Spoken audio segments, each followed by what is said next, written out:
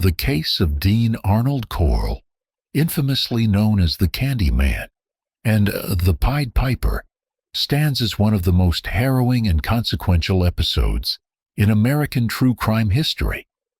Between 1970 and 1973, Corll, aided by teenage accomplices David Owen Brooks and Elmer Wayne Henley, orchestrated the abduction, rape, torture and murder of at least 29 boys and young men in Houston and Pasadena, Texas. The revelation of these crimes, collectively termed the Houston mass murders, shocked the nation and redefined the public's understanding of serial murder, criminal complicity, and the vulnerabilities of marginalized communities. This essay provides a comprehensive exploration of Dean Corll's background, the evolution and mechanics of his crimes, the roles and psychology of his accomplices, the impact on victims and their families, the investigative process, and the enduring legacy of the case in both criminal justice and cultural consciousness. Welcome back to the Sky Opened a True Crime YouTube channel, where we dive deep in lesser-known cases. If you like what you see here, please subscribe, leave a like, and comment below what you thought about the case. Dean Arnold Corll was born on December 24, 1939, in Fort Wayne, Indiana, to Mary Robinson and Arnold Edwin Corll. His early years were marked by familial instability, with his parents' marriage characterized by frequent arguments and eventual divorce. After the separation, Corll's mother remarried, and the family relocated several times, ultimately settling in Houston, Texas, where Mary and her second husband established the Corll Candy Company. Dean's role in the family business would later become a sinister motif in his criminal persona, as he became known for distributing free candy to local children, earning him the moniker the Candy Man. Corll's upbringing was, by many accounts, unremarkable in terms of overt abuse or neglect. Yet subtle dysfunctions persisted. He was described as a quiet, polite, and somewhat introverted child, but also as someone who struggled to form deep social connections. His relationship with his mother was particularly close, while his rapport with his stepfather was distant and formal. These early dynamics may have contributed to the development of Corll's later social detachment and capacity for manipulation. As a teenager, Corll was a diligent student and a responsible worker in the family's candy business. However, beneath this veneer of normalcy, there were emerging signs of deviant behavior and sexual confusion. Corll's sexual orientation remained ambiguous during his adolescence, though later events would reveal a predatory fixation on adolescent boys. There is little evidence of criminal activity or violence in his youth, but retrospective analyses suggest that Corll's social isolation and emotional repression may have laid the groundwork for his later pathology. After graduating from high school, Corll briefly served in the U.S. Army, where he was exposed to a more diverse social environment. His military service was unremarkable, and he was honorably discharged after less than a year, reportedly due to hardship related to his family's business. Upon returning to Houston, Corll resumed his involvement in the Candy Company, which had by then become a fixture in the Houston Heights neighborhood. It was during this period that Corll began to cultivate relationships with local youths, a pattern that would escalate into predatory behavior. While Corll's crimes would later be characterized by extreme violence and sexual sadism, psychological evaluations conducted posthumously, based on witness testimony and crime scene analysis, suggest a complex interplay of factors. Corll exhibited traits consistent with psychopathy, including superficial charm, manipulativeness, lack of empathy, and a profound inability to form genuine emotional attachments. His crimes were marked by meticulous planning, ritualistic elements, and an escalating need for control and domination over his victims. Corll's motivations appear to have been rooted in both sexual gratification and a compulsion to exert absolute power over vulnerable individuals. The use of torture and prolonged captivity, as well as the involvement of accomplices, points to a sadistic drive that transcended mere sexual assault. The transactional nature of his relationships with Brooks and Henley, whom he paid to procure victims, further underscores his manipulative and exploitative tendencies. The murder of Conan marked the beginning of a 3-year killing spree that would claim the lives of at least 29 boys and young men. Corll's victims were predominantly drawn from Houston Heights, a low-income neighborhood with a transient population and limited law enforcement presence. The socioeconomic marginalization of this community facilitated Corll's predation, as missing boys were often dismissed as runaways or delinquents. A pivotal development in the escalation of Corll's crimes was the recruitment of 2 teenage accomplices, David Owen Brooks and Elmer Wayne Henley. Brooks, who had known Corll since childhood, was initially groomed with gifts and attention before being drawn into Corll's criminal enterprise. After witnessing Corll sexually assaulting 2 boys, Brooks was bribed with a car and cash to remain silent, and later to actively assist in procuring victims. Henley's involvement followed a similar trajectory. Introduced to Corll by Brooks in the winter of 1971, Henley was initially targeted as a potential victim, but was instead recruited as an accomplice. Corll offered Henley $200 for each boy he could lure to his apartment, under the pretense of involvement in a white slavery ring. Henley, motivated by financial hardship and a desire for Corll's approval, eventually became an enthusiastic participant in the abductions, torture, and murders. The participation of Brooks and Henley not only facilitated Corll's access to victims, but also introduced an element of peer complicity and psychological reinforcement. Both accomplices would later confess to active involvement in the torture and killing of several victims, with Henley in particular displaying increasing sadism and fascination with the mechanics of murder. Corll's methods were characterized by a combination of deception, coercion, and brute force.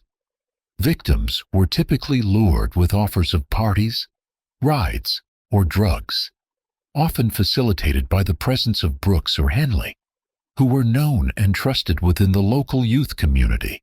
Once at Corll's residence, the boys were plied with alcohol or drugs, tricked into donning handcuffs, or physically restrained. The torture and murder of the victims followed a chillingly ritualistic pattern. Corll employed a marine-grade plywood torture board, to which victims were manacled, stripped, and subjected to prolonged sexual assault, beating, and mutilation. The duration of captivity varied, with some victims held for several days before being killed by strangulation or shooting with a .22 caliber pistol.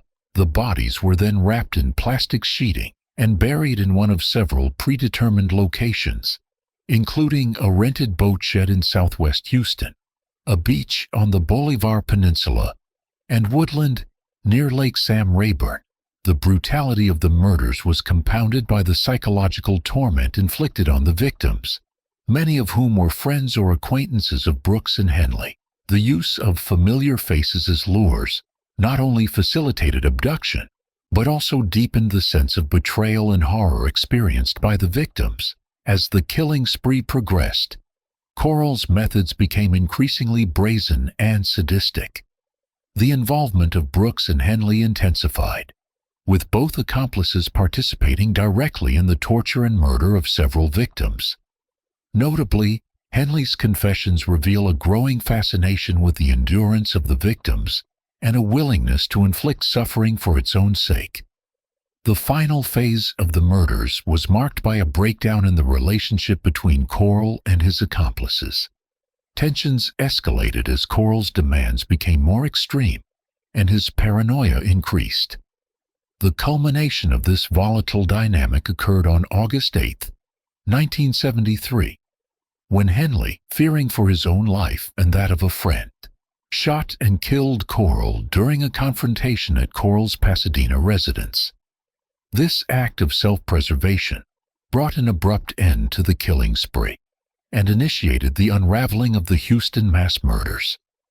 Dean Corll's known victims were all males aged 13 to 20, with the majority in their mid-teens. Many were drawn from the Houston Heights neighborhood, a community characterized by economic hardship, high rates of transience, and limited social support structures.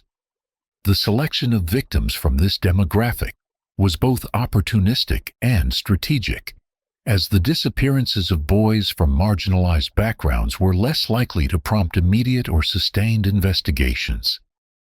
The victims included hitchhikers, runaways, and boys who were acquainted with Corll, Brooks, or Henley. Several victims were friends or former employees of the Corll Candy Company, further underscoring the predatory use of community ties to facilitate abduction. The pattern of targeting vulnerable and socially marginalized youths reflects broader themes in serial predation, where offenders exploit systemic gaps in social and institutional oversight. The ordeal endured by Corll's victims defies easy comprehension.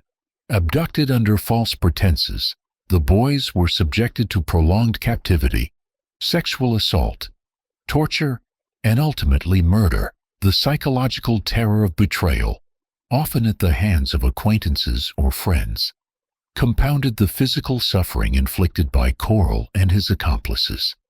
For those held captive for extended periods, the anticipation of death and the witnessing of others' suffering added layers of trauma and despair. The discovery of the victims' bodies, often in advanced stages of decomposition, and bearing evidence of sexual mutilation, underscored the brutality of Corll's crimes. The clandestine burial sites, including the infamous boat shed, became symbols of the hidden horrors perpetrated within the community. The impact of the Houston mass murders on the victims' families and the broader community was profound and enduring. For years, many families had reported their sons missing, only to be met with indifference or skepticism by law enforcement, who often categorized the disappearances as runaways. The revelation of the true fate of these boys shattered the community's sense of safety and trust, exposing systemic failures in the protection of vulnerable youth. The process of identifying the victims and notifying families was fraught with anguish and, in many cases, prolonged uncertainty. The incomplete recovery and identification of all victims left some families in a state of unresolved grief, while the public nature of the case subjected survivors to ongoing media scrutiny and stigmatization. The Houston mass murders also galvanized community activism and advocacy for missing children, leading to reforms in law enforcement protocols and the establishment of support networks for families of the disappeared. The legacy of the case continues to inform public discourse on child safety, victim advocacy, and the responsibilities of institutions in safeguarding at-risk populations. The unraveling of Dean Corll's killing spree began with the fatal shooting of Corll by Elmer Wayne Henley on August 8, 1973. In the immediate aftermath, Henley contacted police and confessed to the shooting, initially framing it as an act of self-defense. As investigators probed deeper, Henley revealed the existence of a series of abductions and murders, implicating both himself and Brooks as accomplices. Henley's detailed confessions, corroborated by Brooks, led police to the locations of burial sites, including the boat shed in southwest Houston and the woodland near Lake Sam Rayburn. The exhumation of bodies from these sites revealed the scale and brutality of the crimes, prompting a nationwide media frenzy and a re-evaluation of the scope of the investigation. The initial response of law enforcement to the disappearances of boys in Houston Heights had been marked by skepticism and inaction. many reports of missing youths were dismissed as routine runaways, reflecting broader societal attitudes toward marginalized populations and a lack of resources for investigating non-adult disappearances. This institutional failure allowed Corll's crimes to continue unchecked for years, despite mounting evidence of a pattern of abductions. The discovery of the burial sites and the confessions of Henley and Brooks forced a reckoning within the Houston Police Department and other agencies. The scale of the murders, the involvement of teenage accomplices, and the brutality of the crimes challenged existing investigative paradigms and highlighted the need for specialized approaches to serial murder cases. Forensic analysis played a crucial role in the identification of victims and the reconstruction of events. The use of dental records, personal effects, and witness testimony facilitated the process, though the advanced decomposition of many bodies posed significant challenges. The incomplete recovery of all victims and the ambiguity surrounding the total number of murders remain unresolved aspects of the case. With Corll dead, the focus of legal proceedings shifted to his accomplices, Brooks and Henley. Both were charged with multiple counts of murder and confessed to active participation in the abductions, torture, and killings. Their confessions provided critical insights into the mechanics of the crimes and the psychological dynamics of complicity. The systemic failures exposed by the Houston mass murders led to significant reforms in law enforcement protocols and child protection policies.